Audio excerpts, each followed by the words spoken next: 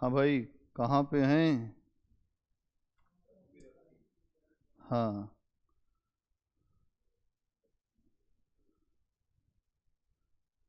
देखिए, कर्ण जो है वो गरज रहा है। क्या कह रहा है? गरज असंक हो कर्ण शैल, देखो आज क्या करता हूं। कह रहा है कि आज देखो तुम शैल, आज मैं क्या करके दिखाता हूं। कौन्तेय कृष्ण दोनों को जीवित कैसे पकड़ता हूं। अर्जुन और कृष्ण दोनों को जीवित पकड़ लूंगा। बस आज की शाम तक बस आज की शाम तक यही सुयोधन का जय तिलक सजा करके, आज शाम को ही दुर्योधन का तिलक हो जाएगा। कोई समस्या नहीं है। बस आज आज की शाम चाहिए। लोग कहते हैं बस एक शाम की जरूरत है। तो यहां पर यह भी कह रहा है, लौटेंगे हम दुर्धुमी अवश्य, जय की रण बीच बजा करके। अपनी दुमदुमी बजाकर जब रणभेरी बजती है तो आप देखते हैं कि एक तो युद्ध से स्टार्टिंग में बजती है, और जब समाप्त होता है तब भी बजती है। इसका मतलब है कि बिगुल फूंक दिया गया। अगर जब बिगुल फूंका जाता है तो सेनाएं अलर्ट हो जाती हैं, और जब फिर फूंक दिया जाता है तो सेनाएं हथियार रख के जमा करके आगे बढ़ जाती हैं। हर चीज जो आपको उसी पे दिखाई देगी, बिगुल पे। तो पहले एक समय में जो युद्ध होते तो उस समय जो भेरी घोष होता था, शंखनाद होता था। तो यहां पर वही चीज हो रहा है। इतने में कुटिल नियति प्रेरित पड़ गए सामने धर्मराज। ये सब कुछ कर्ण सोच रहा था, लेकिन तब तक सामने धर्मराज पड़ गए। टूटा सा कृतांत सा कर्ण कोक पर पड़े टूट जिस तरह बाज। कर्ण ने जैसे देखा तो बाज जैसे कबूतर पर झपट पड़ता है, वैसे ही कर्ण धर्मराज पर झपट पड़ा। लेकिन दोनों का विषम युद्ध क्षण भर भी नहीं ठहर पाया। एक क्षण ही नहीं, मतलब जो प्रतिरोध करने की स्थिति में भी नहीं रहे धर्मराज, कि हल्का सा भी जोर आजमाइश। लोग कहते हैं कि आप पंजा मिलाए, थोड़ा देर तो रोको, लेकिन उतना भी नहीं, एक क्षण भी रोक नहीं पाए। सह न सकी गहरी चोट युधिष्ठिर की मुनि कल्प, सह न सकी गहरी चोट युधिष्ठिर की मुनि कल्प मृदुल काया। एकदम मृदुल काया थी, बढ़िया एकदम मालाई, जो मिश्री खाने वाले, ध्यान मनन करने वाले, कभी लड़ाई वड़ाई से मतलब रहा नहीं। अब युद्ध खड़ा हो गया तो सामने लड़ने जाना ही था। भागे वे रण को छोड़ कर्ण ने झपट दौड़ाकर पकड़ लिया। और रण छोड़ के भागने लगे कि चलो भाग ही चला जाए, जो कुछ नहीं हो रहा तो भाग चलते हैं। लेकिन कर्ण ने उनको दौड़ाकर पकड़ लिया। कौतुक से बोला महाराज, तुम तो निकले अति कोमल। महाराज, मैं तो आपको शक्तिशाली मानता था, आप तो बहुत कोमल निकले महाराज। हां, भीरू नहीं कोमल कहकर ही जान बचाए देता हूं। लेकिन मैं आपको डरपोक नहीं कह रहा हूं, जो भीरू नहीं कह रहा हूं, कोमल कहकर जान बचाए देता हूं। आगे की खातिर एक युक्ति बताए देता हूं, आगे के लिए एक युक्ति बताए देता हूं। है विप्र आप सेविये धर्म, तरु तले कहीं निर्जन वन में। आप विप्र के समान हैं, किसी पेड़ के नीचे बैठ के धर्म का सेवन करिए, ध्यान करिए, मनन करिए। कहां युद्ध भूमि में आ गए। क्या काम साधुओं का कहिए इस महाघोर घातक रण में। इस घातक रण में जहां गर्दन उतर रही है, वहां आप जैसे साधुओं का काम नहीं है। यहां तो मारकाट मची हुई है, गर्दन उतारने पर लोग आमादा हैं। आप यहां कैसे आ गए। मत कभी छात्रता के धोखे से रण का प्रदाह झेला करिए। झूठ मूठ का छत्री बन के आप जो है कि मैं छत्री हूं, पांडव हूं, लड़ूंगा, ये सब मत चलिए। मत कभी छात्रता के धोखे से कि छत्री बनने के धोखे से रण का प्रदाह झेला करिए। ये आग क्यों झेला आपने? रण में आग लगती है, ये आग आप सहन नहीं कर पाएंगे, आपकी काया बड़ी मृदुल है, कोमल है। जाइए नहीं फिर कभी गरुड़ की झपटों से खेला करिए। जाइए, मैं गरुड़ हूं, झपटों से मत खेलिए, नहीं तो झपट लूंगा, और झपट लूंगा तो काम गड़बड़ हो जाएगा। जो गरुड़ पंछी होता है वो आकाश की ऊंचाइयां छूता है।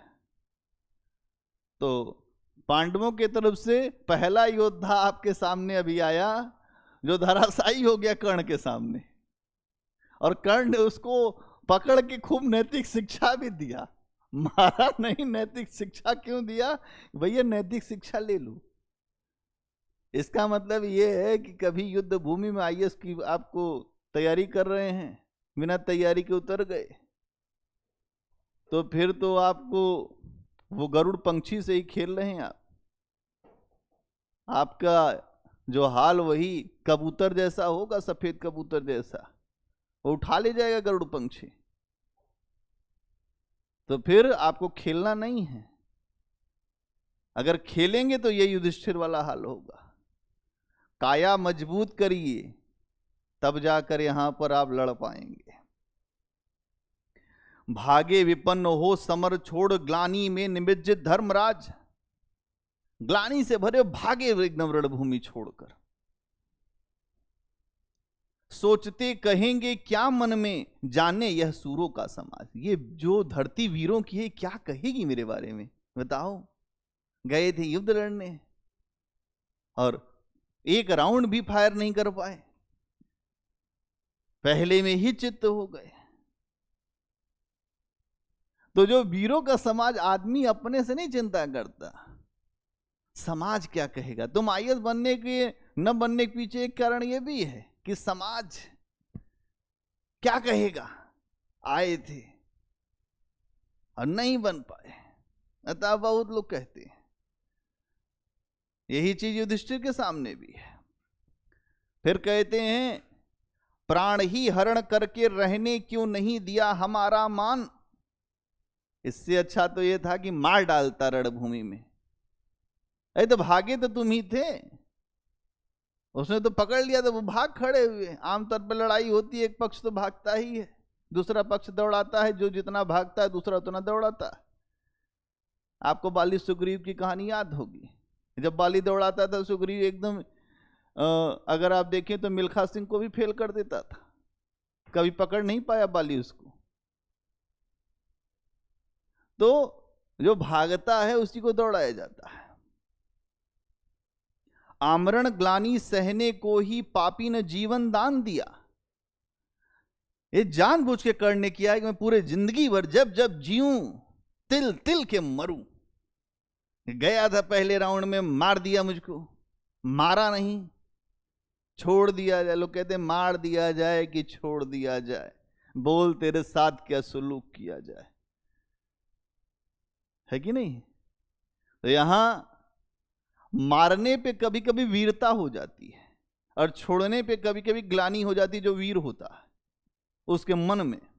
तो यहां यही है, समझे न हाय कौनते, समझे न हाय कौनते, कर्ण ने छोड़ दिए किस लिए प्राण। लेकिन युधिष्ठिर समझ नहीं पाए कि कर्ण इतना महान काम कैसे कर गया, कैसे प्राण छोड़ दिया। गर्दन पर आकर लौट गई सहजा, तलवार रख दिया था इनकी गर्दन पर। गर्दन पर आकर लौट गई सहसा, क्यों विजयी कृपाण। रख दिया तलवार, लेकिन फिर हटा लिया। ऐसे कर देता हल्का सा तो गर्दन उतर जाती। ये बात समझ नहीं पा रहे युधिष्ठिर ऐसा क्यों हुआ। लेकिन अदृष्ट ने देखा, कर्ण ने वचन धर्म का पाल दिया। जो वचन दिया था मां को, उसको पालन किया। कहा था कि केवल अर्जुन मेरा शत्रु है, बाकी कोई नहीं, और ये युद्ध भूमि में दिखाऊंगा, मौका आने पे दिखाऊंगा वीरत्व। तो कर्ण ने धर्म को पाल दिया। क्या किया? खड्ग का छीन कर ग्रास, उसे माता के आंचल में डाल दिया। देखिए कितनी अच्छी लाइन है। खड्ग का छीन कर ग्रास, जो युधिष्ठिर की जो गर्दन थी वो तलवार की आवश्यकता थी, लेकिन उसकी आवश्यकता को, उसकी रोटी को छीन लिया कर्ण ने। कहा नहीं, तलवार मैं नहीं गर्दन दे सकता। क्या किया फिर? उसने मां के आंचल में डाल दिया, ये एक पुत्र ये देता हूं। उनकी मां ने कहा था कि तुम मुझे अपने आप को दे दो, तो कर्ण ने कहा कि मेरे बदले तुम और सबको ले लो, यही कर सकता हूं अभी। कितना पवित्र यह शील कर्ण, जब तक भी खड़ा रण में शीलता से लड़ा, धैर्य से लड़ा, अधर्म का रास्ता नहीं चुना, शील के साथ लड़ा। चेतनामयी मां की प्रतिमा घूमती रही तब तक मन में, जब तक लड़ा मां को प्रणाम करता रहा मन ही मन। कहा कि जो किया अब तो किया, जो अंदर की ग्लानि थी वो भी निकल गई, लेकिन मां तो मां ही होती है। तो युधिष्ठिर के मन में आप देखेंगे कि इस बात की ग्लानि है कि मुझे क्यों छोड़ दिया। कर्ण के मन में इस बात की चेतना है कि मैं अपनी मां को कुछ दे पाऊं, जो वचन दिया है।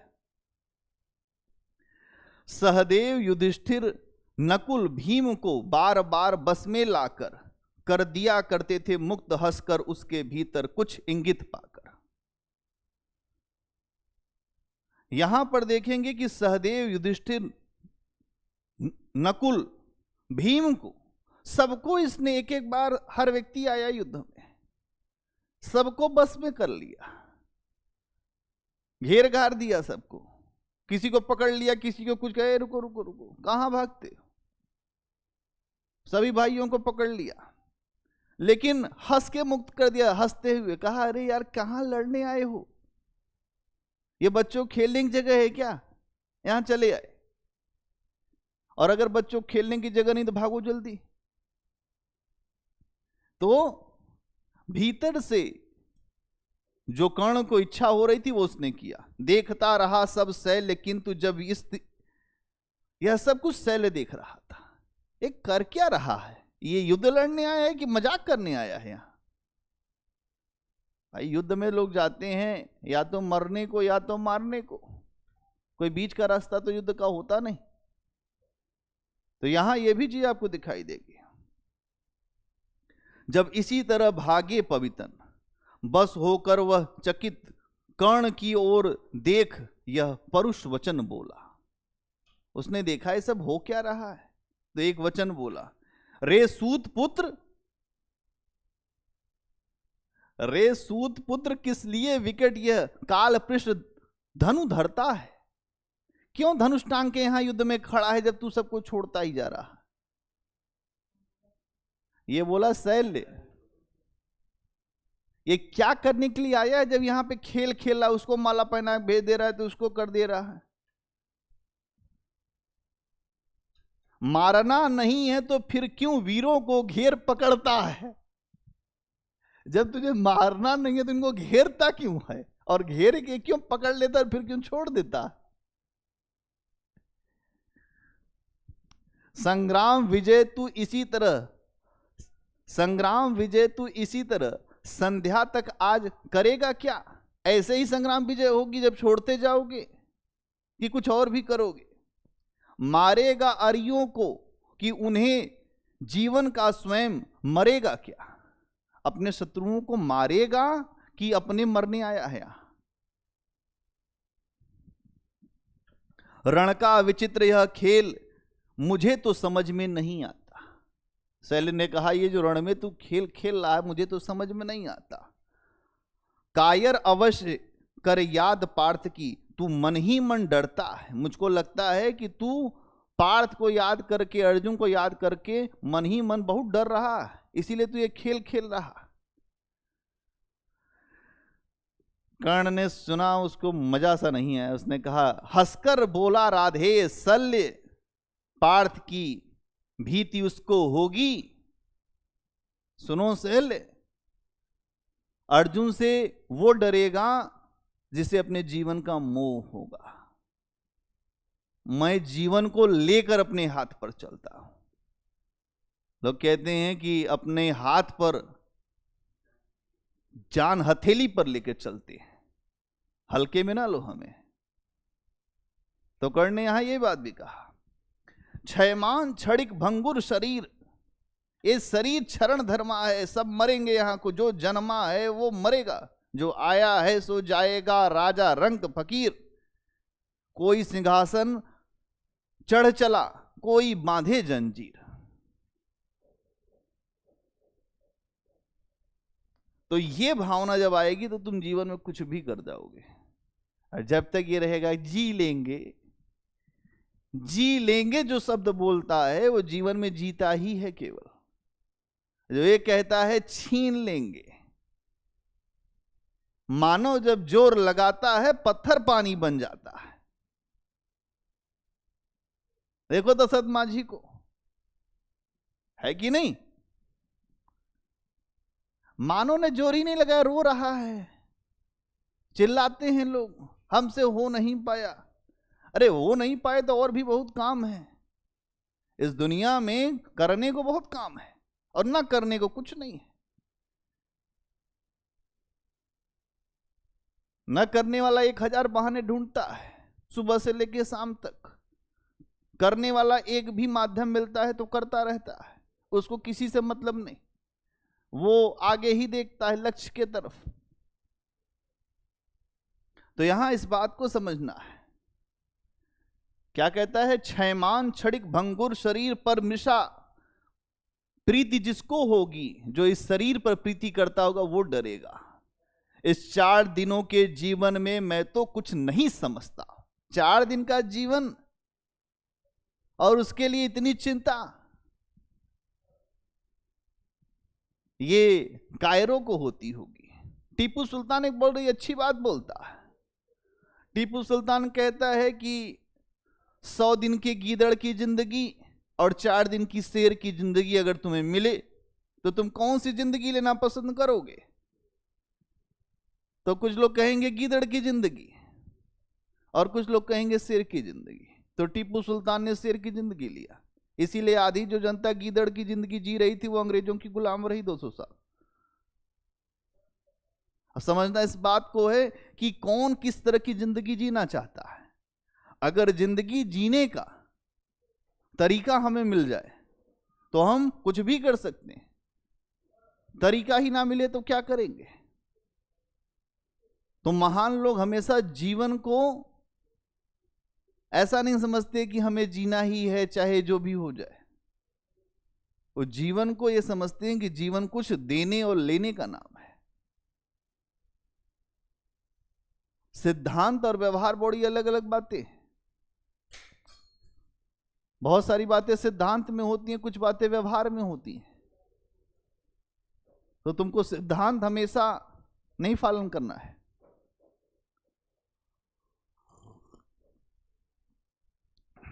ठीक है, चलो आज यहीं रहो, आगे फिर चर्चा करेंगे।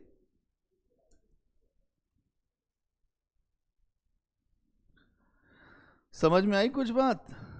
बोलो भैया, क्या समझे?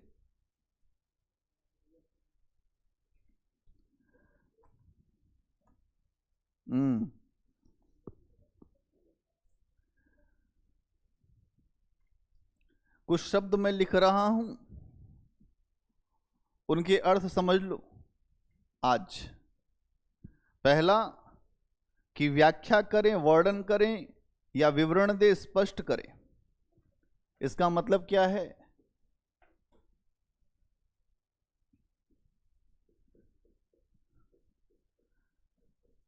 एक तो व्याख्या करें,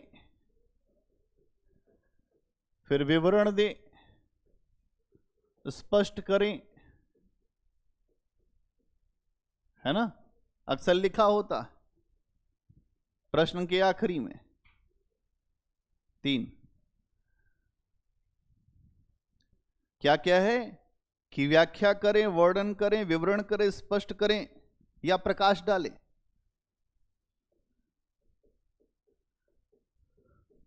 प्रकाश डालिए, अभी आ रहे हैं, पहले इसका मतलब समझ लो। एक एक करके समझो पहले, ये जीवन भर काम आएगा। अक्सर आप लोग देखते होंगे कि प्रश्न के आखिरी में ये सब चीजें लिखी होती हैं। इसका मतलब क्या है? इसका मतलब यह है कि प्रश्न से संबंधित जो भी जानकारियां आप जानते हैं उसको सरल शब्दों में व्यक्त कर दें। इसका मतलब केवल इतना है कि प्रश्न से जुड़ी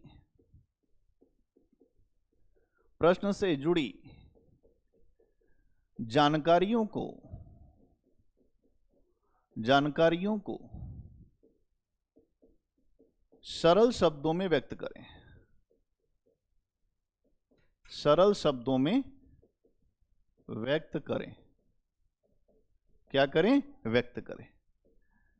अक्सर कोई प्रश्न आप देखते हैं तो प्रश्न के आखिरी में ये सारे टेल आपको दिखाई देते हैं, पूछ ये दिखती है।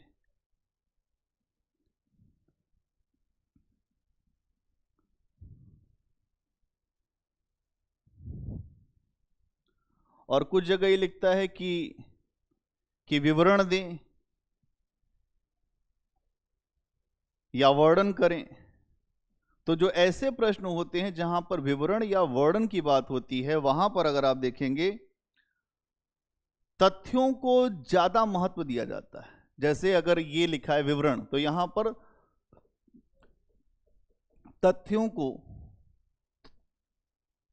को थोड़ा अधिक महत्व मिलता है, थोड़ा अधिक महत्व देते हुए लिखे।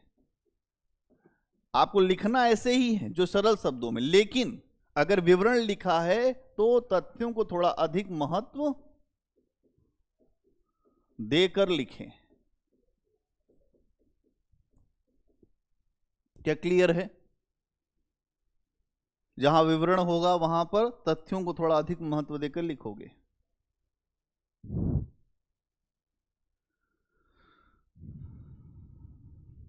और इस तरह की चीज स्पष्ट करें, प्रकाश डाले का मतलब यही है कि प्रश्न से जो जुड़ी जानकारियां हैं उनको आसान शब्दों में लिखकर बताओ।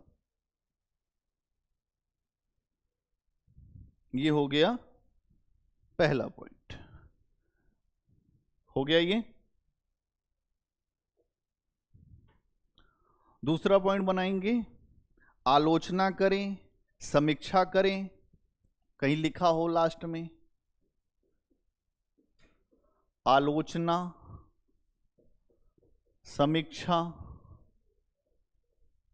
आलोचना लिखा हो, समीक्षा लिखा हो, परीक्षा लिखा हो।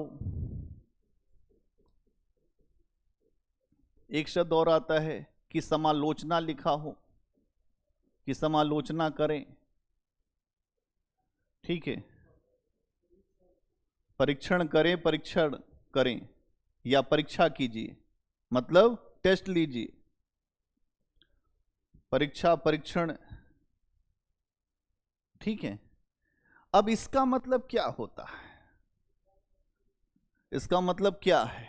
क्या पूछा जा रहा है प्रश्न में? इन सभी प्रश्नों को जहां पे आलोचना, समीक्षा, परीक्षा, समालोचना जैसे शब्द आए, तो यहां पर यह बात है कि अगर कोई इस बात की अपेक्षा रखी जाती है कि कुछ अच्छाइयों को और कुछ जो बुराइयां हैं, मतलब इन प्रश्नों में अच्छाइयों और बुराइयों को, जिसको इस तरह से कह सकते हैं कि गुण और दोष दोनों बताने हैं। गुण और दोष दोनों को बताना होता है, बताना होता है।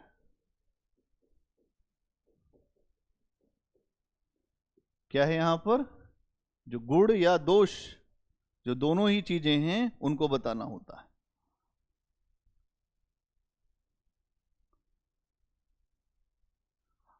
आलोचना का मतलब आप क्या समझते हो? आलोचना का मतलब कुछ लोग ये समझते हैं केवल उसकी बुराई करनी है। आप लोग सुनते होंगे कि फलाना व्यक्ति हमारी आलोचना कर रहा है, लेकिन आलोचना का मतलब ये होता नहीं है। आलोचना का मतलब ये होता है कि सकारात्मक और नकारात्मक दोनों ही पक्ष बताएं। क्या मतलब होता है? हाँ, जो सकारात्मक और नकारात्मक दोनों ही पक्ष बताएं। ठीक है। और यहां पर ये जो जो गुण दोष हैं इनका अनुपात कितना रहता है? तो 50-50%। क्या अनुपात रहता है? अनुपात। और फिर एक निष्कर्ष दीजिए। अनुपात जो रहेगा वो 50-50% का। फिर हम निष्कर्ष पे जाएंगे।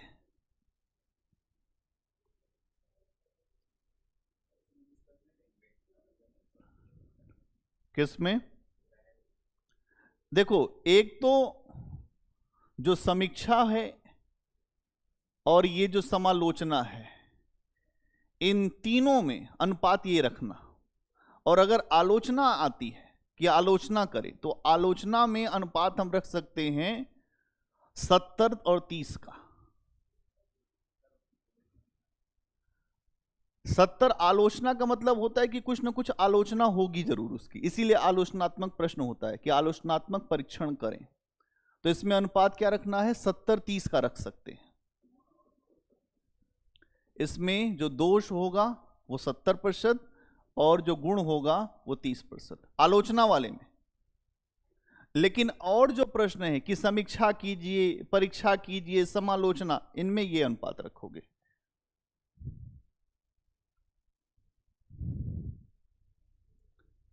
मतलब अगर आप देखेंगे तो ये जो दोष है इसको 70 से 75% के आसपास भी आप ले जा सकते हो। ठीक है।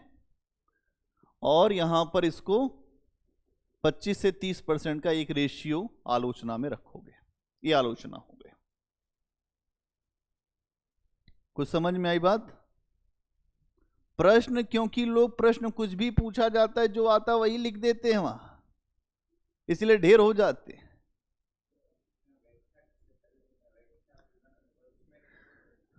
हाँ बिल्कुल, उसमें भी निष्कर्ष आपको हर जगह, निष्कर्ष सब जगह देना है, लेकिन वहां पे जो व्याख्या है या स्पष्ट करें उस जगह आप देखेंगे तो अपनी भाषा को आसान करके सरल शब्दों में जो पूछा जा रहा है, जो भी आप प्रश्न के बारे में जानते हैं वो लिख दीजिए। हर व्यक्ति अलग अलग तरीके की व्याख्या करता है। उसमें भी आप इंट्रोडक्शन, कुछ पॉइंट्स, फिर निष्कर्ष पे जा सकते हैं।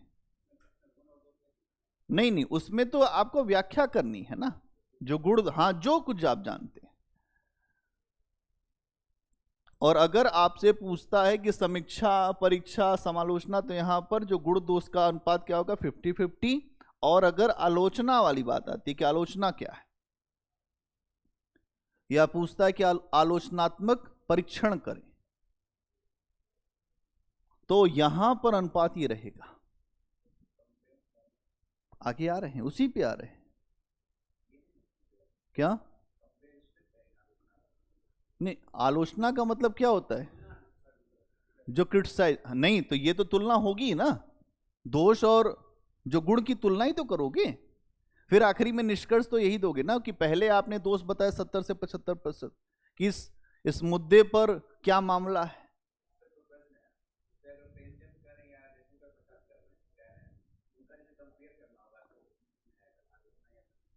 आलोचना में पहले मान लो कि अगर आपसे ये प्रश्न पूछा गया कि आलोचना कीजिए, तो आलोचना में अगर जिस भी प्रश्न का अगर आया, तो अगर उसमें अनुपात क्या रखोगे? आलोचना में मान लीजिए कि जो प्रेमचंद की आलोचनाएं हैं या जयशंकर प्रसाद की आलोचना, तो आलोचना का पक्ष यहां पर पहले ज्यादा रख दोगे। मतलब जो जयशंकर प्रसाद के ऊपर आलोचना है कि इनकी भाषा बहुत तत्सम है, या ये जो नाटकों के लिए अच्छी नहीं है, ये सारी बातें ज्यादा रहेंगी और अनुपात इतना रहेगा। लेकिन इसका मतलब ये नहीं कि पूरी आलोचना ही होगी। 25 से 30% उनके जो अच्छे गुण हैं उनको भी दिखाना पड़ेगा। उसके बाद एक आपको यहां पर इन दोनों चीज को दिखाने के बाद एक छोटा सा निष्कर्ष भी दिखाना पड़ेगा, और वो निष्कर्ष जो नकारात्मक के ही तरफ ज्यादा जाएगा। इसीलिए इनके ऊपर आलोचना हुई है। ठीक है, क्या समझ में आई बात? बोलो। कि अगर अभी प्रश्न समझ में आएगा तभी आप आंसर लिख पाएंगे, प्रश्न कुछ भी पूछा जाता है, कुछ किसी को समझ नहीं आता, लोग लिखना शुरू कर देते हैं।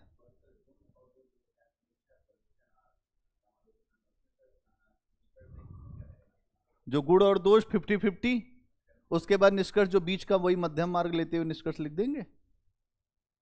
किसी एक तरफ नहीं झुकेंगे, हाँ दोनों को जो बैलेंस करके लिखेंगे। और यहां पर जो दोष वाले पर ज्यादा जाएगा आलोचना में। ये क्लियर है? अब आता है, एक जगह लिखा होता है कि मूल्यांकन करें या आलोचनात्मक मूल्यांकन करें। अक्सर देखते होंगे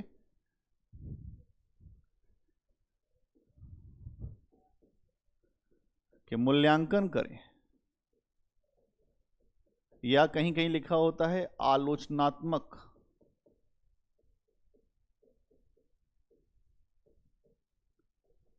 मूल्यांकन करें। इसका मतलब क्या होता है? आलोचनात्मक मूल्यांकन करें,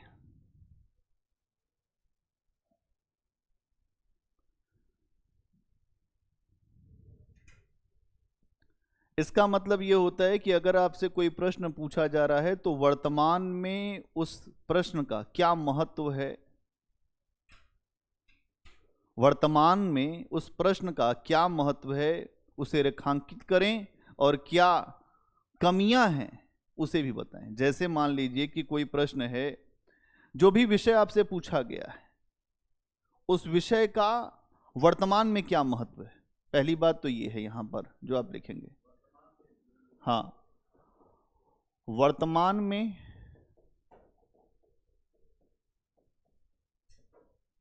वर्तमान में इस विषय का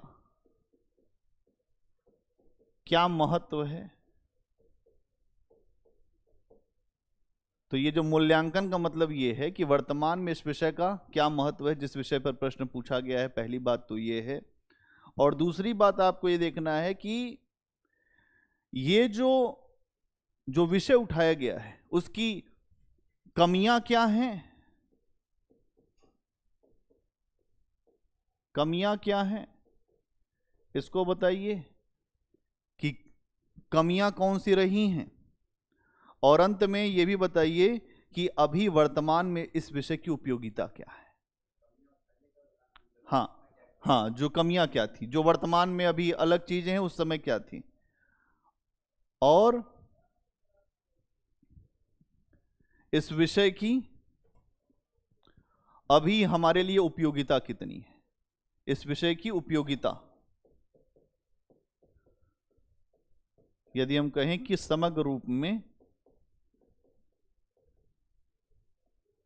तो विषय की उपयोगिता कितनी है, उपयोगिता कितनी है।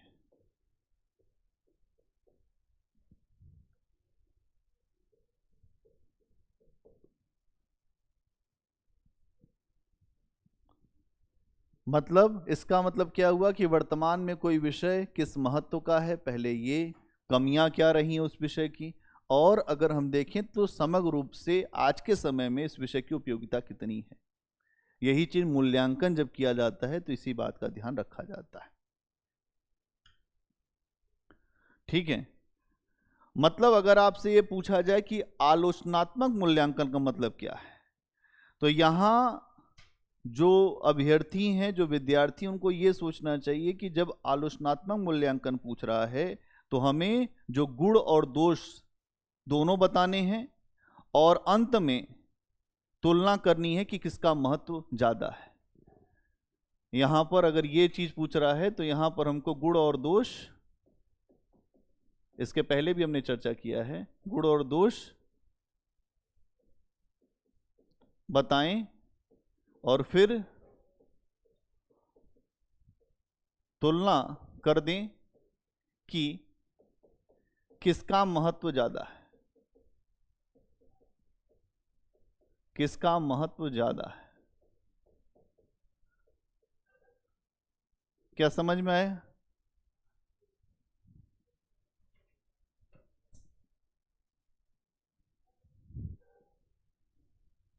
ठीक है, बोलो प्रेम। आलोचनात्मक मूल्यांकन का मतलब क्या है कि जो गुण और दोष दोनों बता दीजिए कि इस विषय के क्या गुण हैं और क्या दोष हैं, फिर उनका एक जो तुलना करके बता दीजिए कि कौन सा चीज अच्छा है। ये हो गया आलोचनात्मक मूल्यांकन। हाँ हाँ, मतलब ये है ना कि आप जो तुलना करके बता दीजिए कि जो चीजें ज्यादा प्रभावी हैं। अगर जो नकारात्मक पक्ष प्रभावी तो नकारात्मक बता दीजिए, तो सकारात्मक दे दीजिए। हाँ, जो है वो दे दीजिए। आलोचना में तो अधिकतर आप देखेंगे कि जो आपको नकारात्मक, लेकिन यहां पर मूल्यांकन भी लिखा है। तो अब आपको यह भी बताना है कि क्या बेहतर है। आलोचना भले है, लेकिन अगर वो आलोचना ठीक नहीं है तो अच्छी बात भी उसके बारे में अगर है तो उसको भी रखना होगा। ठीक। इसके बाद आता है एक शब्द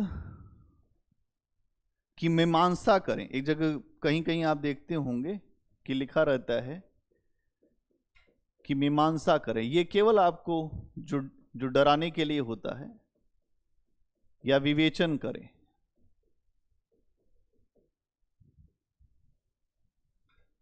कि मीमांसा करें लास्ट में लिखा होता है, या विवेचन करें लिखा होता है। इसका मतलब क्या होता है? इसका मतलब यह है कि जो भी विषय आपसे पूछा जा रहा है उस पर आपको जो भी जानकारी है उसको व्यवस्थित रूप से संपूर्णता के साथ प्रस्तुत कर दीजिए। इसका मतलब क्या है कि जो भी आप जानते हैं, जो भी आप जानते हैं, आप जानते हैं उसे संपूर्णता के साथ व्यवस्थित करके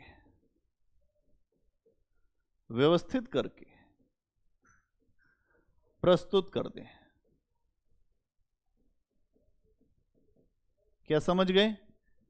जो भी आप जानते हैं उसे संपूर्णता के साथ व्यवस्थित करके रख दें। इसका मतलब होता है मीमांसा करना।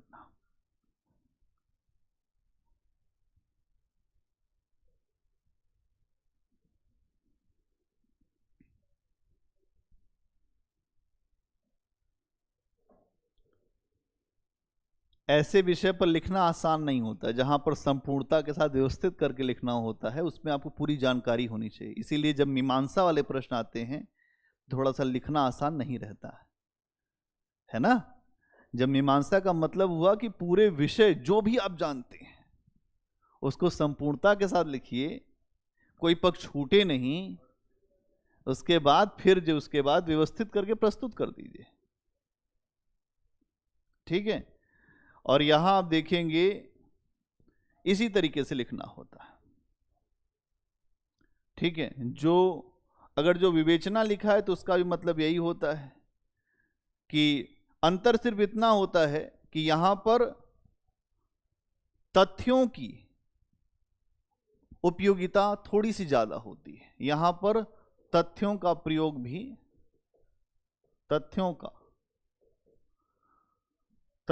भी प्रयोग किया जाता है। यह अंतर होता है, तथ्यों का भी प्रयोग किया जाता है।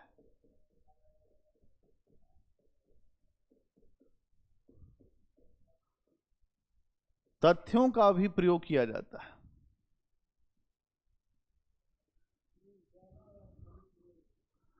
तथ्य मतलब यहां पर तथ्य की चर्चा होती है, और इसके अलावा अगर आप देखेंगे तार्किक व्याख्याएं ज्यादा की जाती हैं। तथ्य जब होगा तो तार्किक व्याख्याएं ज्यादा की जाती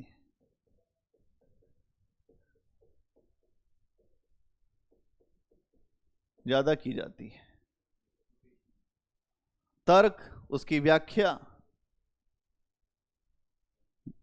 जैसे आचार्य रामचंद्र शुक्ल का जो दृष्टिकोण है, तथ्य का प्रयोग फिर उसकी व्याख्या, उसके आधार पर सिद्ध करना। ये कुछ ऐसे शब्द थे जो अक्सर आपके सामने परीक्षा में आते हैं कि जो विवेचना करिए, मूल्यांकन करिए। ये टिप्पणी का मतलब होता है कमेंट कर दीजिए, कमेंट करना। और जो कमेंट होता है वो भी आपका वो सकारात्मक प्लस नकारात्मक दोनों ही होता है। फिर एक जो बैलेंस अप्रोच दे दीजिए। अगर आप जो टिप्पणी करने में भी यही होता है कि जो आप रखना चाहते हैं पक्ष और विपक्ष प्लस एक जो निष्कर्ष। ठीक है, दोनों पहले पक्ष लिखो, उसके बाद जो विपक्ष लिखो, फिर निष्कर्ष लिखो। हाँ।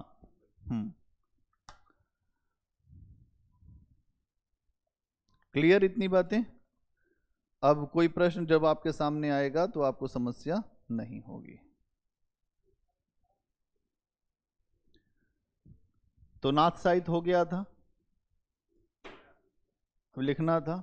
कुछ बातें नोट करो फटाफट। नाथ साहित्य में जो सिद्ध साहित्य का तो पूरा हो गया था, लिखो। तो नाथ साहित्य बनाओ हेडिंग, इसमें लिखो नाथ साहित्य आदिकाल की, नाथ साहित्य आदिकाल की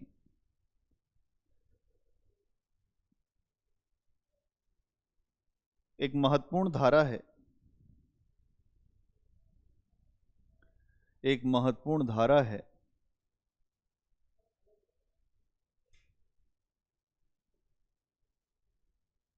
जिसको नाथ संतों के द्वारा संचालित किया गया था,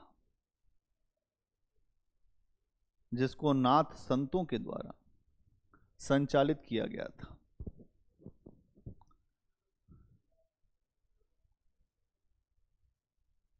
नाथ संप्रदाय सिद्ध संप्रदाय का ही विकसित रूप है। नाथ संप्रदाय सिद्ध संप्रदाय का ही विकसित रूप है, जिसमें बौद्ध परंपरा, जिसमें बौद्ध परंपरा और शैव परंपरा का, जिसमें बौद्ध परंपरा और शैव परंपरा का प्रभाव स्वीकार किया गया है।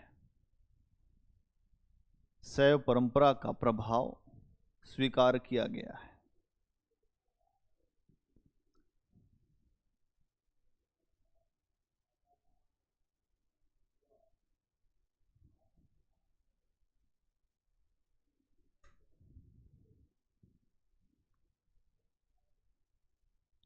अगला पॉइंट, इनके यहां मुक्ति का अर्थ है, इनके यहां मुक्ति का अर्थ है सांसारिक आकर्षणों से मुक्ति। इनके यहां मुक्ति का अर्थ है सांसारिक आकर्षणों से मुक्ति, सांसारिक आकर्षणों से मुक्ति।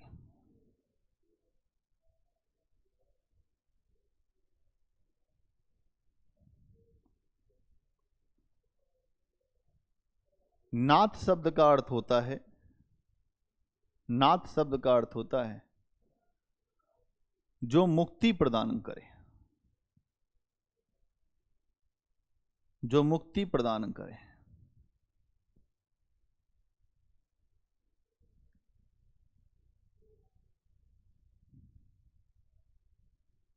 इस संप्रदाय के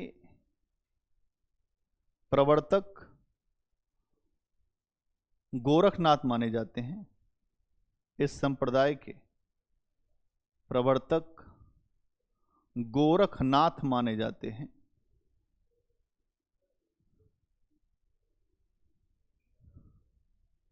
इनमें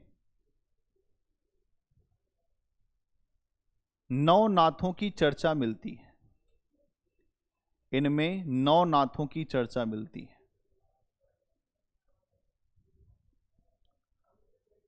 नौ नाथों की चर्चा मिलती है। जलंधर नाथ, चरपटीनाथ, भीमनाथ आदि।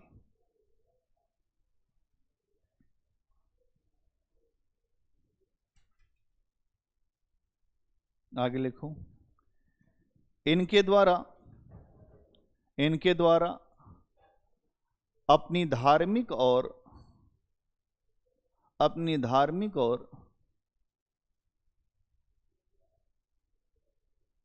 सांप्रदायिक मान्यताओं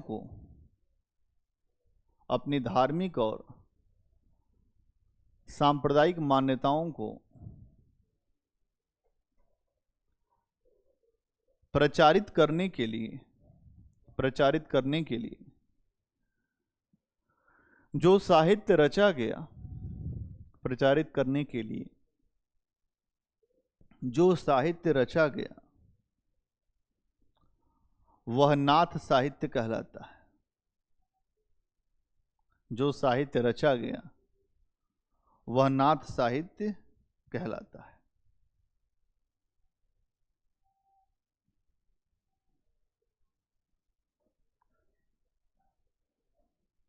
अगला पॉइंट, इन्होंने मुक्ति के लिए इंद्रिय भोग को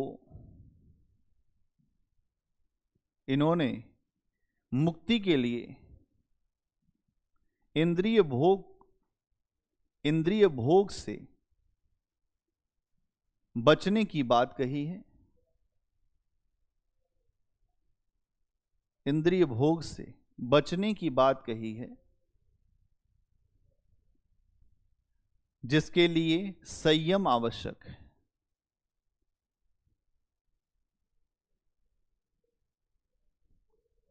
उदाहरण के लिए गोरखनाथ कहते हैं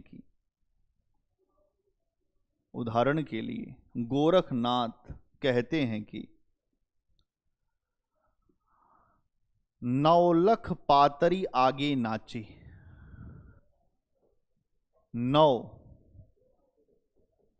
नौलख पातरी आगे नाचे, पीछे सहज अखाड़ा।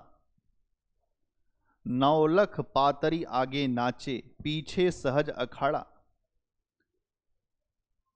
ऐसे मनलय जोगी खेले, ऐसे मनलय जोगी खेले, ऐसे मनलय जोगी खेले। क्या करे? खेले। तब अंतर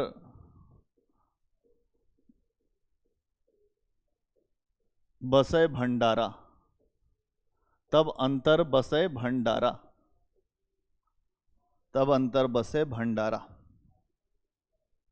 क्या बसे? तब अंदर जो है, जो भंडार है अपार, वो आपको मिलेगा।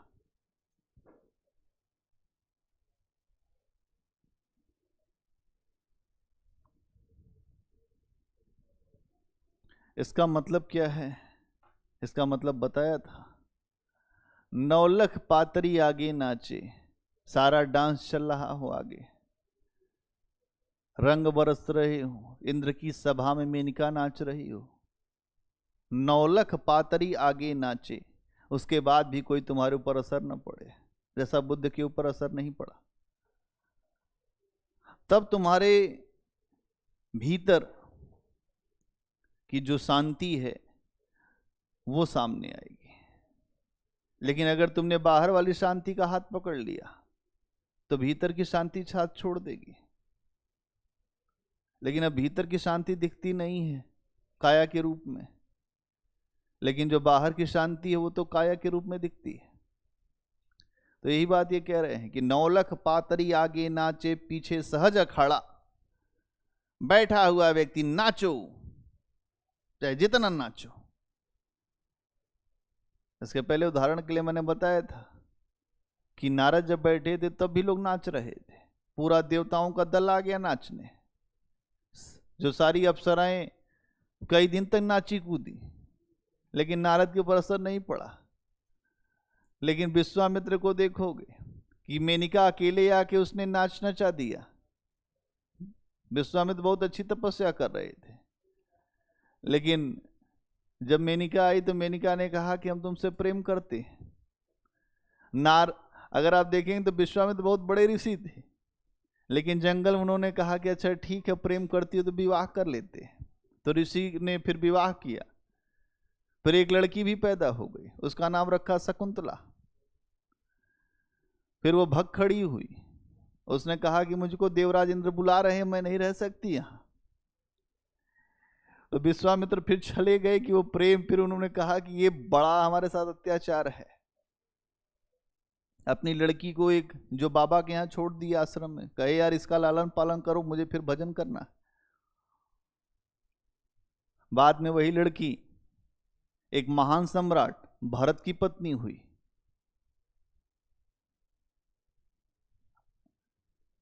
जो भरत की पत्नी नहीं हुई, भरत की मां हुई, जो शकुंतला, हाँ भरत की मां हुई।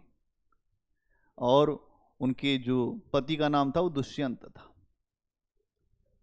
हाँ, दुष्यंत और शकुंतला का एक जो प्रेम था, उसके बाद उन्हीं का पुत्र हुआ भरत, जो बहुत बड़ा राजा हुआ, जिनके नाम पर भारत देश पड़ा। तो यहां समझना पड़ेगा कि इस तरह की स्थितियां बनती हैं। तो यही बात कह रहे हैं, ऐसे मन लो जोगी खेले, कुछ भी होता हो लेकिन जोगी के ऊपर असर न पड़ता हो। लेकिन अगर जोगी भोगी की तरह से बन जाएगा तो मामला खत्म हो जाएगा, क्योंकि हर व्यक्ति इस दुनिया में यही सोचता है कि मौका कब मिलेगा, और मौका जब मिलता है तो वो रुक नहीं पाता। हाँ, चौका मारे छक्का मारे जो भी मारे, यहां समझना इसी बात को है। इसके बाद जब मच्छंदर नाथ के बारे में आप सब जानते ही हो कि मच्छंदर नाथ बहुत बड़े अच्छे नाथ योगी थे, लेकिन मच्छंदर नाथ भी फंस गए विषय भोग में। तो मच्छंदर नाथ जब फंस गए तो गोरखनाथ ने ही जाके उनको बचाया कि गुरुजी ये जो क्या कर रहे हो, हटना पड़ेगा आपको यहाँ से। उन्होंने कहा मैं नहीं हट सकता, लेकिन फिर भी आवाज दिया उन्होंने, जाग मच्छंदर, हाँ जाग मच्छंदर गोरख आया। तब उनको जागृति आई और भाग खड़े हुए। और जब भाग खड़े हुए तो उन्होंने यही कहा, जोगी सोई जानिए जगते रहे उदास, तत् निरंजन पाइए कहे मच्छंदर नाथ। योगी उसको समझना चाहिए जो इस जगत में रहकर भी सो गया हो।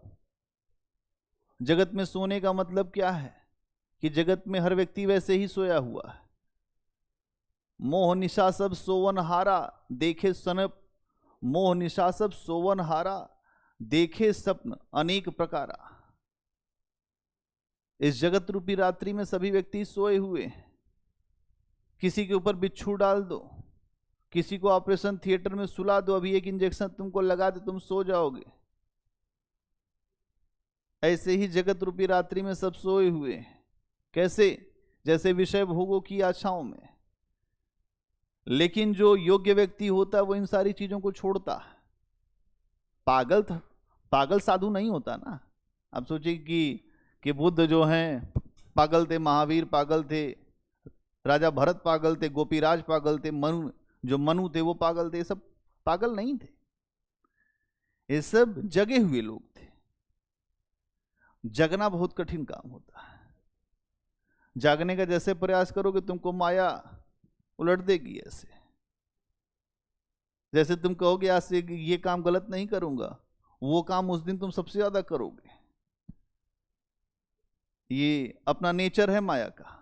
आपने ये कहा कि आज से मैं नियम बनाता हूं कि मैं इस तरह का काम कभी नहीं करूंगा गलत, लेकिन जैसे ही वो समय आएगा उसी नियत समय पे आप फिर वही काम करेंगे।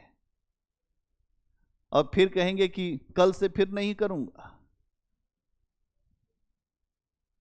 तो माया छोड़ती नहीं है पिंड, और जहां ये सुन लेती है कि तुमने ये कह दिया मैं ये नहीं करूंगा, तो और ज्यादा कराती है। इसलिए माया से कुछ बोलो मत।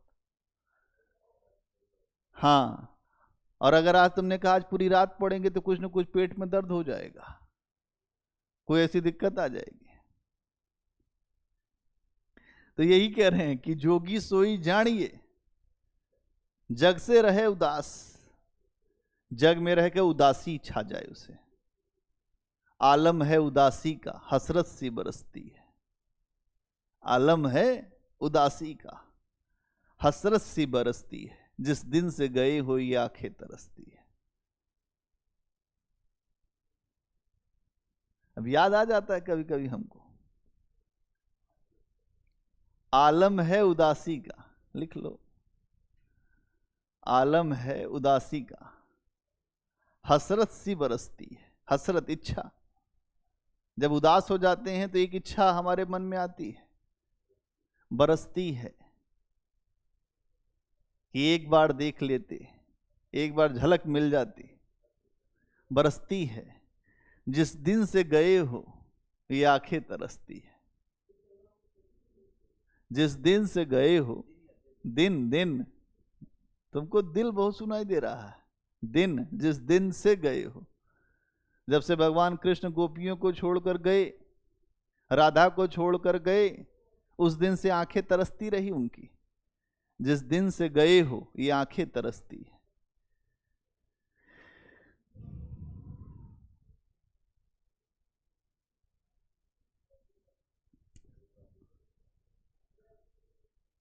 क्या है बताओ, मुझे तो मैं खुद ही भूल गया। क्या है? आलम है उदासी का, हसरत सी बरसती है। जिस दिन से गए हो ये आंखें तरसती है। आंखें तरसती हैं। आलम कैसा है? आलम उदासी का है। किसी चीज में मन नहीं लगता। लोगों का भूख प्यास मर जाता है, न भूख लगे न प्यास, एक ही तरफ देखते रहते। कुछ लोग लगातार, अगर आप देखेंगे तो कुछ ये सब व्यवस्थाएं आती हैं 17-18 साल की आयु में, एक ही तरह से देख रहे हैं, कई घंटों तक छठी पे देख रहे हैं। और देखिए, उतना अगर उनको ध्यान करने के लिए कहा जाए तो कभी नहीं करेंगे, लेकिन वहां छत पे कहीं अगर उनको योगा अभ्यास करने के लिए तो कई घंटे योगा अभ्यास कर देंगे। लेकिन उसमें और इसमें बड़ा अंतर है। आलम है उदासी का, हसरत सी बरसती है, याद आती रहती हर क्षण। तभी मीरा कहती है, मैं तो प्रेम दीवानी रे। किसकी? पति की? तो कहती नहीं, मैं तो जो गिरधर के रंग में मैं रंग गई हूं। बचपन से ही मीरा भगवान कृष्ण से अंतर्मन से बात करती थी। इसीलिए आज दुनिया में जो भी प्रेमिकाएं हैं उसमें मीरा और राधा नंबर 1-2 पे चलती हैं। रैदास, संत रैदास हरिजन थे, वो राजपूत थे। तो गुरु गुरु होता, चाहे वो किसी जाति का हो। तो गुरु क्या? एक स्थिति है। क्या है गुरु? एक स्थिति है।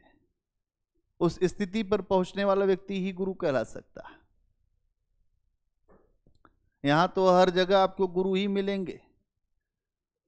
जो 10,000 गुरु तो आपको मुखर्जी नगर मिल जाएंगे, उसमें से अधिकतर आपको ऐसे गुरु मिलेंगे जो गुरु घंटाल है।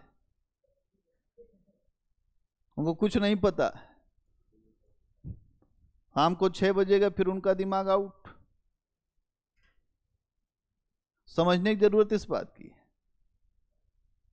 तो यही कह रहे हैं मच्छंदरनाथ कि जोगी उसको जानना चाहिए जो जग से उदास रहे। और फिर कहते हैं जो व्यक्ति जगत से उदास रहेगा वही व्यक्ति तत् निरंजन को पाएगा।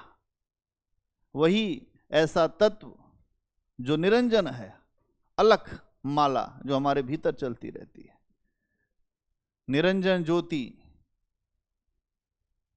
जो नाथ योगी हैं वही आते थे तो यही कहते थे ना, हर अलख निरंजन, तुम्हारा एक बाल बुलंद रहे। वो ईश्वर को ही कहते हैं अलख निरंजन। वो हर जगह है, मोह में तो में खटक खंब में, अलख निरंजन।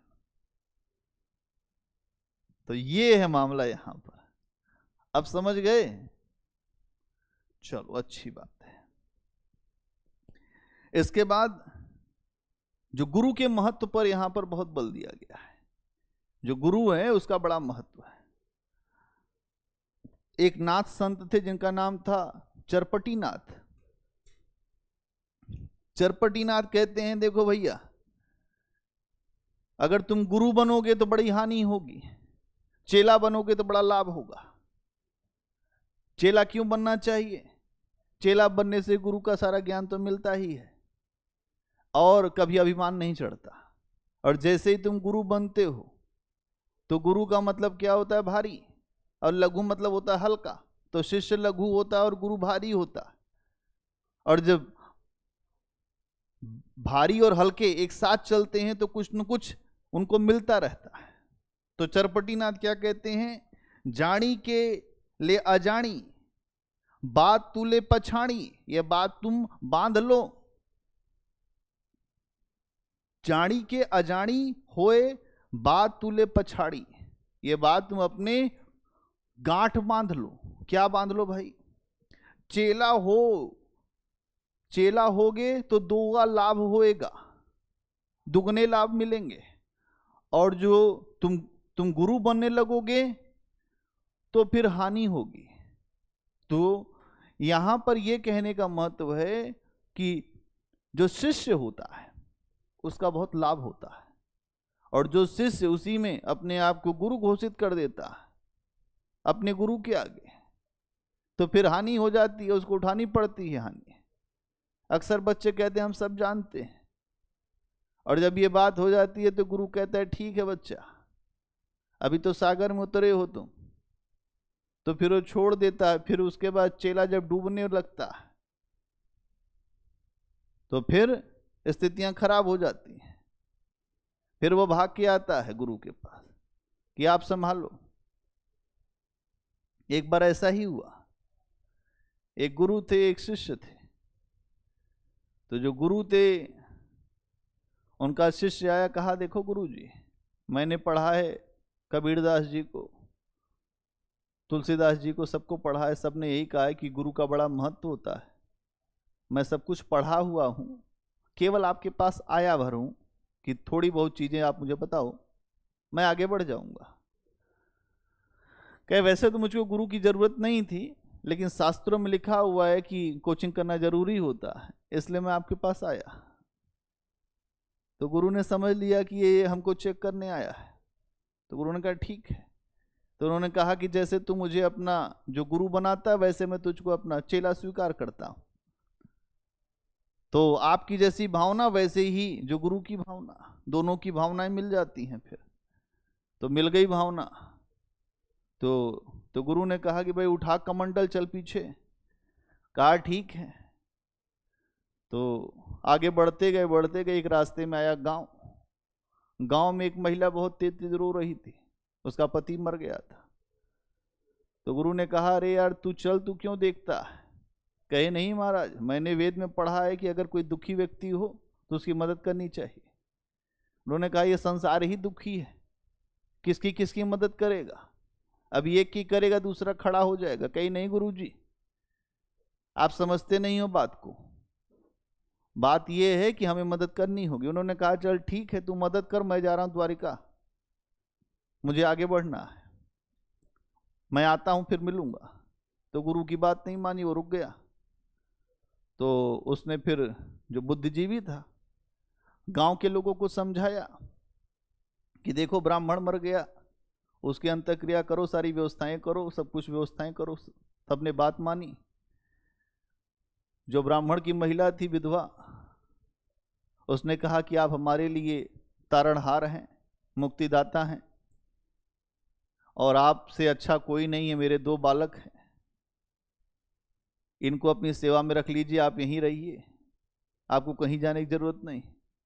वो रह गए और 2 बालकों को उन्होंने शिक्षा देना शुरू किया। बाद में दोनों बालकों में लड़ाई हो गई एक दिन। तो एक बालक ने एक पैर बांट लिया था, एक बालक ने एक पैर बांट लिया था। कहा हम इसकी सेवा करेंगे, तुम इसकी सेवा करोगे, एक पैर तुम्हारे गुरुजी, एक पैर हमारे गुरुजी। बाद में लड़ाई बढ़ गई दोनों बालकों में। गुरुजी सोए हुए थे, तो एक लेकर आया कुल्हाड़ी, कहा ऐसा है कि मेरे गुरुजी को कुछ बोले तुम्हारे गुरुजी को हम गर्दन काट देंगे। तुरंत ही ये सब मामला हुआ। गुरुजी सोए हुए थे, एक ने मारा, पैर खच से कट गया। फिर दूसरे ने भी कहा मेरे गुरुजी काटे, मैं भी काट दूंगा। हल्का फुल्का उसमें बीच बचाव होने लगा तो थोड़ा बहुत पैर में लगा, लेकिन यहां लग गई नाक पे। तो उन्होंने कहा कि यार नाक काट दिया तुम लोगों ने हमारी, बड़ा मूर्ख गांव है ये, बड़ा मूर्ख गांव है। इस गांव में हमको रुकना नहीं चाहिए था। थोड़े समय आगे बढ़े तो उनके गुरु जो है वापस आ रहे थे। तो फिर देखिए उसकी दुर्दशा कि पैर में भी घाव, उसमें पट्टी सट्टी बांध के चल रहा था, फिर जो नाक भी कटी हुई थी। तो फिर गुरु ने उसने आवाज दिया दूर से ही, अरे गुरुजी गुरुजी। अब चूंकि उसकी नाक कट गई थी तो थोड़ा सा वो हो गया, तोतला टाइप का। कहे गुरुजी पहचाना नहीं, मैं आपका चेला। कहे कौन? महावीर? अरे हाँ गुरुजी मैं ही। ये क्या दुर्दशा हो गई? कहे गुरुजी अब ऐसे ऐसे हो गया। कहे इसका उत्तर ढूंढ ले, वेद में कहीं लिखा होगा कि अब ऐसा हो तो ऐसा कर। तो जो होशियार चेला होता है वो अपना नाक कान वैसे ही कटवा लेता है। इसीलिए जो व्यक्ति अपने गुरु पे जिसको विश्वास नहीं, वैसे भी उसको असफलता ही मिलनी है, कुछ होना नहीं है उसमें। चेला जो है वो 2 कौड़ी का हो जाएगा अगर अच्छा गुरु नहीं है तो, और अच्छा है तो चेला अकेला रहेगा तब भी वो निकल के सामने आ जाएगा। इस कहानी से यही सीख मिलती है कि नानी के आगे ननियोरे का बखान नहीं करना चाहिए। लोग जाते हैं ननिहाल और कहते हैं हमारे मामा बहुत अच्छे अपने नानी से, तो ये सब पता होता है नानी को। ऐसे गुरु होता है, उसको भी सब पता होता है, लेकिन लोग अपना ज्ञान बताते रहते हैं। इससे बचने की जरूरत है। तो यहां ये भी है। और क्या होगा अगर आप देखेंगे तो इनके जो शिल्प पक्ष को आप देखें तो कविता लिखने या साहित्य लिखने के उद्देश्य से तो इन्होंने अपनी बातें रखी नहीं, तो शिल्प पक्ष पर कोई विशेष ध्यान नहीं होगा, केवल अपनी मान्यताओं का प्रचार करने के लिए करते। 1-2 लाइनें और लिखो। आ जाओ, उस पे आ जाओ। उससे उदाहरण के बाद अभी 1-2 लाइन और लिख लो, उसके बाद शिल्प पक्ष लिखना। उदाहरण क्या लिख लिए? हाँ, अगला पॉइंट बनाओ। नाथ संतों ने विशेष प्रकार की साधना पद्धति पर बल दिया। नाथ संतों ने विशेष प्रकार की साधना पद्धति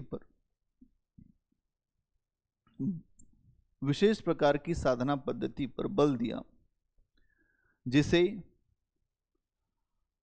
हठ योग पद्धति कहते हैं। हठ योग पद्धति कहते हैं, जिसका अर्थ है इंद्रियों के स्वभाव को पलट देना। जिसका अर्थ है इंद्रियों के स्वभाव को पलट देना। अब भैया इंद्रिय का स्वभाव क्या होता है? जिसका अर्थ है इंद्रिय के स्वभाव को पलट देना। इंद्रिय का स्वभाव क्या है? हमारे मन का स्वभाव क्या है? भोग है कि नहीं? बोलो भाई, आप लोग अनुभवी लोग हो, आप सब। हमारे इंद्रिय का स्वभाव ही है कि जितना सांसारिक भोग मिले हमको सब चीज होना चाहिए, कम नहीं पड़ना चाहिए। लेकिन नाथ योग ये कहते हैं कि इंद्रिय का स्वभाव पलटना ही हठ योग है। मतलब मन में हमारे बहुत सारे पाप आते हैं। आप सोचिए, आप अपने मन की सुनेंगे, अगले दिन ही जेल में होंगे। आपका मन बहुत कुछ कह देता है आपसे, हर व्यक्ति का, आपका ही नहीं, जो भी दुनिया में लोग जन्मे हैं सबका मन ऊट पटांग उनको समझाता रहता है। यहां ऐसा कर लेते, कौन जानेगा, कौन देख रहा है हमें। और कुछ लोग इसी बात को सोचकर आगे बढ़ जाते हैं, तो पता चला कि पूरे जीवन भर तो नहीं फंसे, आखिरी में जाकर फंस गए। फिर जेल की चक्की पीस रहे हैं। इसी को ये कह रहे हैं कि हठ योग, हठ से मन को रोको। जो खराब चीजें हैं उसको आ रही है आने दो, लेकिन उसको ऊपर आगे मत बढ़ो। अगर आगे बढ़ोगे तो खतरा हो जाएगा, आपको लाल सिग्नल मिलेगा, और अगर वहां नहीं रुके तो फिर और भी खतरा बढ़ेगा। तो यहां इंद्रियों के स्वभाव को पलटना, ये नाथ योगियों का बहुत बड़ी बात है। आप देखेंगे कि इस दुनिया में केवल जो विषय भोग की ही बयार बह रही है। आप बाहर निकले, आपको दिखाई दिया कि दो लोग खड़े हैं, फिर आपको भी लगेगा कि क्या हम नहीं दो हो सकते। देखो, यही तो जो आपको दिखेगा वही आप करोगे। फिर आपने देखा कि कोई सिगरेट पी रहा, हमको लगा कि यार ये तो हम ही नहीं, लड़कियां भी पी रही हैं, तो हम क्या नहीं पी सकते क्या? आकर्षण यही करेगा। आप लाख अच्छी बातें कर लो, कोई आपकी बात ही नहीं सुनेगा, कहेगा इनको दुनिया की समझ नहीं, ये दुनिया नहीं जानते। अगर दुनिया का मतलब ये है कि शाम को सोमरस जरूर होना चाहिए, उसके साथ कुछ और भी बन जाए तो अच्छा रहेगा, और उसके साथ कोई साथी हो तो और भी अच्छा होगा। अगर ऐसा हो तो जीवन के सारे आनंद यहीं पे है। ये बात ये कह रहे हैं कि भाई ये सब तरीका नहीं चलेगा। मन को आज तक दुनिया में किसी ने संतुष्ट नहीं किया। मन तो सिकंदर का भी कर रहा था कि विश्व विजय करेंगे, लेकिन बीच में ही पट्टा चला गया। मन तो बड़े बड़े योद्धाओं का भी किया बहुत कुछ करने का, लेकिन समय पूरा हुआ तो सब कहां गए? काल के गाल में समा गए। काल जब अपना गाल फुलाता है तो अच्छे अच्छे वीर उसमें समा जाते हैं, फिर वो खींच लेता है प्राण। फिर आपने जितनी जो संपत्ति अर्जित किया, स्त्री अर्जित किया, धन अर्जित किया, सब कुछ अर्जित किया, सब कुछ यहीं छोड़ के जाना पड़ता है। न चाहते हुए अपने भोग की सामग्री छोड़नी पड़ती। फिर क्यों नहीं ले जाते? अगर आप इतने सक्षम हैं तो सबको ले जाओ साथ। ये है मानव की दुर्दशा। इसीलिए जो भगवान राम क्या कहते हैं कि मनुष्य तन बहुत दुर्लभ है। आपने बहुत अच्छे कर्म किए होंगे तो ये जन्म आपके पास आया होगा, लेकिन इस जन्म में इतनी समस्या है कि आप जैसे ही बाहर निकलते हैं, आप अपने घर की खिड़कियां जैसे ही खोलते हैं, आपको बाहर की हवा लग जाती है। आप बाहर निकलते हैं तो बयार लगने लगती है, और वो बयार आपको अपने साथ खींच ले जाती है। इसीलिए कहते हैं कि विषय भोग की आंधी चल रही है बाहर। तो कहते हैं कोई पाप नहीं है, वो देखो उनको, वो तो 10 लोगों के साथ है, उनको कोई पाप नहीं लगता। सारा पाप क्या हमारे लिए? कहें तब ठीक है, तुम भी उतना ही पाप करो। लेकिन नाथ योगी इस बात को समझाते हैं। ठीक है, तो इंद्रियों के स्वभाव को पलटना मतलब समझ गए कि इंद्रिय का स्वभाव क्या है? भोग। लेकिन आपको उससे हटाकर जो संयम की तरफ जाना होगा, और संयम करना आसान नहीं होता। एक दिन संयम किया, दूसरे दिन नहीं होगा, और तीसरे दिन तो एकदम ही नहीं होगा। तो ये आसान रास्ता नहीं है। इसीलिए नाथपंथी अपना जो सर का बाल हमेशा जो मुंडन करा के रखते हैं कि विषय भोग की बयार आए तो उड़ जाए, जब बाल रहेगा ही नहीं तो फिर वो रुकेगी कहाँ? ध्यान नहीं देना सुंदरता पे। कुछ लोग देखते होंगे कि लगातार जो शैम्पू लगाकर, तेल लगाकर, हेयर बैंड लगाकर भी बैठते हैं। क्यों? कोई देखे, कोई अट्रैक्ट हो, कोई जुड़ जाए। फिर आगे का हाल उनको पता नहीं कि आगे क्या होगा, लेकिन कूद जरूर जाएंगे। जो चीज देखने में जितनी सुखप्रद मालूम होती है, बाद में उतना ही दुख देती है। लेकिन व्यक्ति चाहे जितना समझाए, लोग मानते नहीं है। कहते हैं लड्डू खाने, अपने तो खा लिए, दूसरे की बात मना करते। यही समस्या है। समस्या यहां है। अगला पॉइंट बनाओ, क्या लिखा है? हाँ, स्वभाव को पलट देता है। इसके अलावा अगला पॉइंट, इनके यहां बाह्य आडंबरों का विरोध, इनके यहां बाह्य आडंबरों का विरोध, वर्ण व्यवस्था पर चोट और गुरु को महत्व दिया गया है, और गुरु को महत्व दिया गया है। अगला पॉइंट, नाथ कवि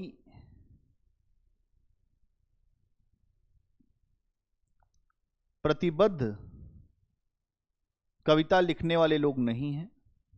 नाथ कवि प्रतिबद्ध कविता लिखने वाले लोग नहीं हैं। ये केवल अपने विचारों को फैलाने के लिए, ये केवल अपने विचारों को फैलाने के लिए कविताएं लिखते हैं, कविताएं लिखते हैं। इसीलिए इनके यहाँ विचारों को फैलाने के लिए या प्रचारित करने के लिए कविताएं लिखते हैं। इसीलिए इनके यहाँ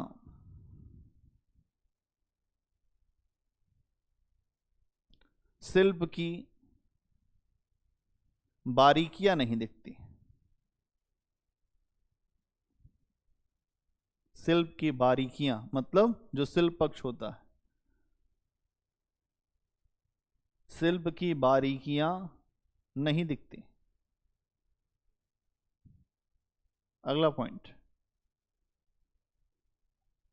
इनका काव्य मुक्तक के रूप में लिखा गया है, मतलब छोटे छोटे हिस्से। इनका काव्य मुक्तक के रूप में लिखा गया है।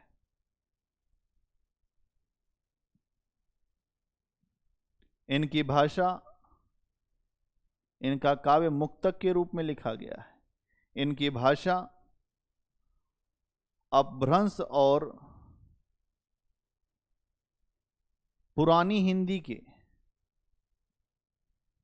अपभ्रंश और पुरानी हिंदी के मध्य की भाषा है, जो संक्रमण हो रहा है इन दोनों भाषाओं में। अपभ्रंश और पुरानी हिंदी के संक्रमण या मध्य की भाषा है।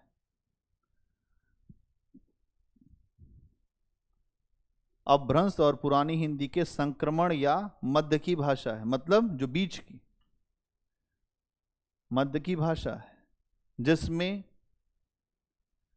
ब्रज भाषा, अब इनके यहां कौन कौन सी भाषा दिखती है, जिसमें ब्रज भाषा, अवधी और पंजाबी के शब्द मिलते हैं।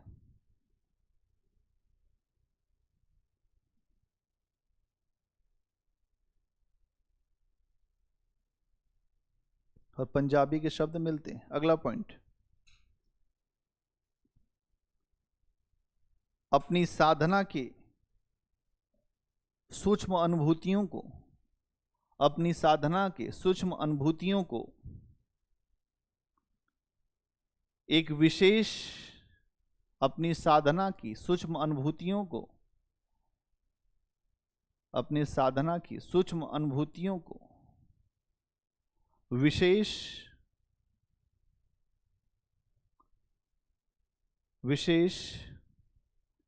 प्रतीकात्मक भाषा के रूप में रखा गया है। विशेष प्रतीकात्मक भाषा के रूप में रखा गया है, जिसे संधा भाषा कहते हैं। यही सेम चीज जो है आपको सिद्धों में भी था, क्यों याद आ रहा है? जिसे संधा भाषा कहते हैं। इसका मतलब क्या है कि जब ये प्रतीक खुलते हैं तभी इसका अर्थ समझ में आता है। उदाहरण लिखिए, उदाहरण के लिए, नाथ बोले अमृतवाणी। नाथ बोले, क्या करे नाथ? नाथ बोलते हैं अमृतवाणी। नाथ बोले अमृतवाणी। कौन सी अमृतवाणी? नाथ बोले अमृतवाणी। बरिसेगी कंबली, बरिसेगी, बरिसेगी कंबली,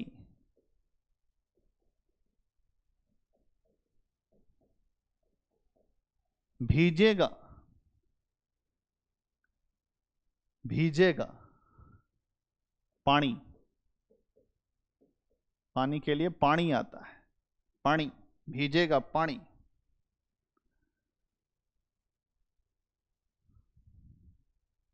अगला पॉइंट, ये शिल्प पक्ष लिखते जा रहे हैं। ये सारा शिल्प पक्ष है, जहां से आप ये लिख रहे हैं कि ये प्रतिबद्ध कवि नहीं है। यहां से शिल्प पक्ष चल रहा है।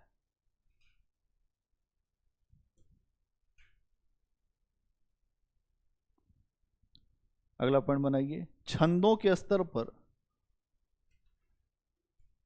छंदों के स्तर पर दोहा का ही प्रयोग किया गया है। छंदों के स्तर पर दोहा का ही प्रयोग किया गया है।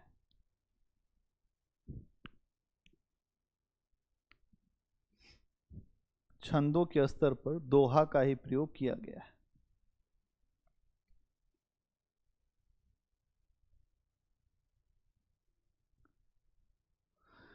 एक फाइनल पॉइंट लिखिए, नाथ साहित्य का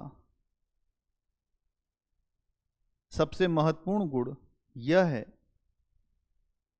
नाथ साहित्य का सबसे महत्वपूर्ण गुण यह है कि इसने सामाजिक विषमताओं, किसने सामाजिक विषमताओं, अनियंत्रित भोग वासनाओं, इसने सामाजिक विषमताओं, अनियंत्रित भोग वासनाओं का विरोध किया है। अनियंत्रित भोग वासना,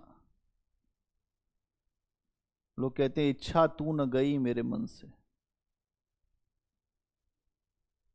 इच्छा जो है तू न गई मेरे मन से। एक फैक्ट्री होगी तो दो फैक्ट्री, दो फैक्ट्री होगी तो तीन, तीन के बाद 10, 10 के बाद 20, फिर भारत में नहीं विदेश में, विदेश में नहीं विश्व में, उसके बाद तब तक राम राम सत्य है कि नहीं। इच्छा तू न गई मेरे मन से। इच्छा काया, इच्छा माया, इच्छा जग उपजाया। इच्छा ही काया है।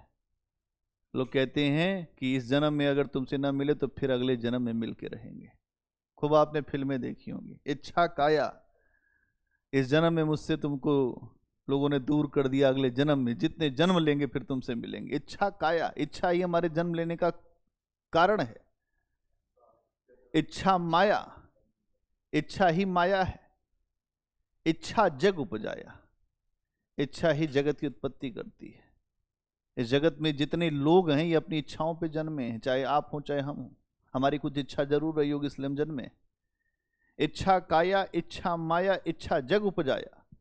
कहे कबीर जो इच्छा विवर्जित, कबीरदास जी कहते हैं जिसने इच्छाओं का निरोध कर दिया, कुछ नहीं चाहिए। पाना जाकर झूरों का, कुछ पाना नहीं है, कुछ नहीं पाना है। क्या पाऊं जब तुझे ही पा लिया। अब ये पाना, अब जो सांसारिक व्यक्ति को पाओगे तो उसमें भी कुछ तुमको दिखेगा कि जो पाया, जो दिख रहा था वो उतना मिला नहीं, क्योंकि लोग दिखता कुछ और है, बिकता कुछ और है। आप जिसको देखकर बहुत ज्यादा ललाई तो बाद में उसके ही जो कमियों को देखकर आप उससे भागने भी लगोगे।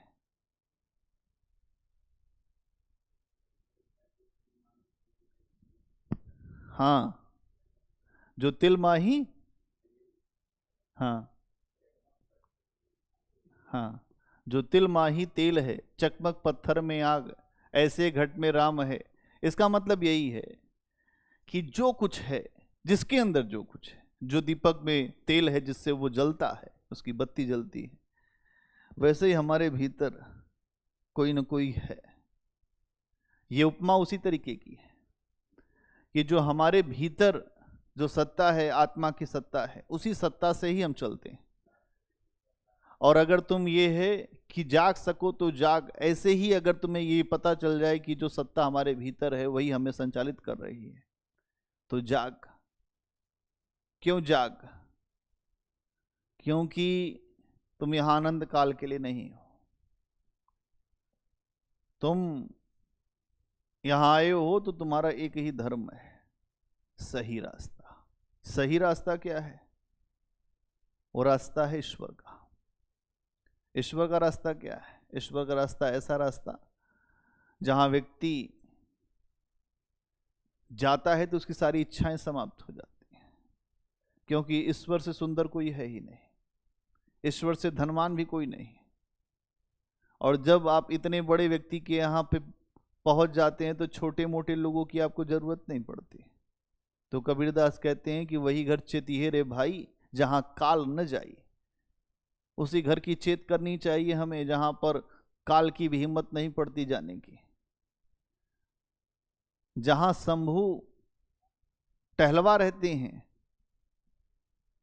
वो रखवाली करते हैं और विष्णु पालन करते हैं, ऐसे घर में हमें जाना चाहिए। अब ये घर क्या है? तो ये घर अंदर है। वही बात बता रहे। कबीर को समझना अनपढ़ व्यक्ति हैं कहने को, लेकिन बड़े बड़े व्यक्ति के कान काट लेंगे। जो ज्ञानी लोग को तो एक इनका अर्थ नहीं पता चलेगा। जो बहुत लोग जो पुस्तक पढ़ के अर्थ बताएंगे वो तो कबीर का अर्थ ही नहीं बता सकते। कबीर का अर्थ वही बता पाएगा जिसको थोड़ा सा अध्यात्म पता होगा, और अध्यात्म एक अलग चीज है, पता होने से भी नहीं अर्थ निकलता है। तो यहां पर यह बात आपको है कि इनकी भाषा क्या है? संध्या भाषा है। क्या कह रहे हैं? कि इन्होंने अनियंत्रित भोग वासनाओं का विरोध किया है।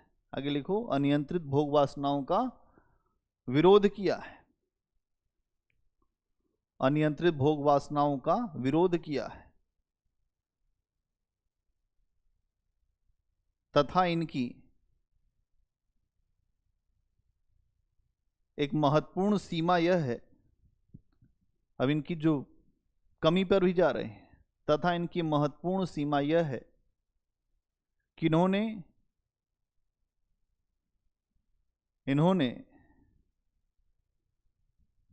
गृहस्थ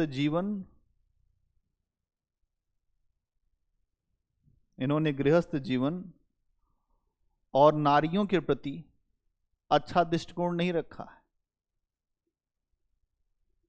इन्होंने गृहस्थ जीवन और नारियों या महिलाओं के प्रति अच्छा दृष्टिकोण नहीं रखा है, क्योंकि ये कहते हैं कि उनके साथ रहोगे तो भोग वासना में ही रहोगे और तुम भोग वासना से दूर रहो।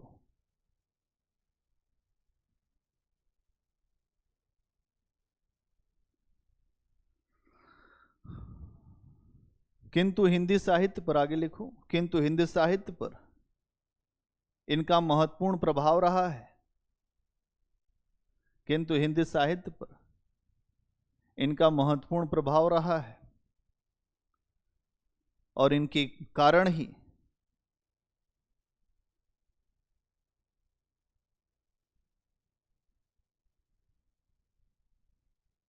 प्रभाव रहा है और इनके कारण ही कबीर जैसे महान कवि इनकी ही परंपरा से निकले। कबीर जैसे महान कवि इन्हीं की परंपरा से निकले। कल हम लोग बात करेंगे कि जो नाथ साहित्य है प्रोग्रेसिव कैसे है, वो कैसे प्रगतिशील है। आज के समय में अगर हम देखें तो उस समय अगर ये साहित्य लिखा गया, अच्छा क्यों माना जाता है? क्योंकि इसने विषमताओं का विरोध किया, अपने समय की रूढ़ियों का विरोध किया।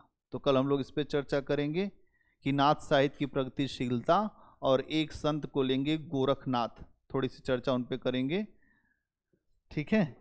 ये कल हम लोग करेंगे। चलिए बहुत बढ़िया।